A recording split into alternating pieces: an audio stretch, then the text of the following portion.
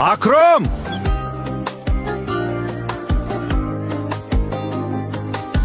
Labbay ada.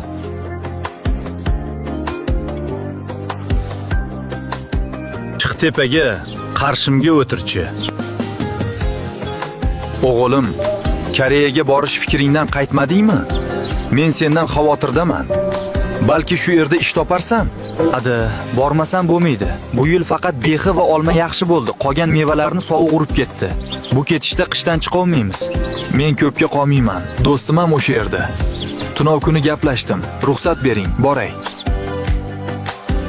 Ota bola mensiz nimani hal qilyapsizlar? Agar Koreya masalasi bo'lsa yubormayman. Bilib qo'y o'g'lim. Ey ayol, bu uyda kim xo'jayin? Men nima desam shu bo'ladi. Bitta-yu bitta farzandimni mendan uzoqqa ketishiga ruxsat bermang. Manzura, o'g'ling yosh bola emas. 27 ga chiqdi. Bir yilga borib kelsin, keyin to'y qilamiz. Bir umr yoningda bo'ladi. Ikrom aka, qo'rqayapman. Qaytmasa-chi? Qaytadi, ko'rasan, qaytadi.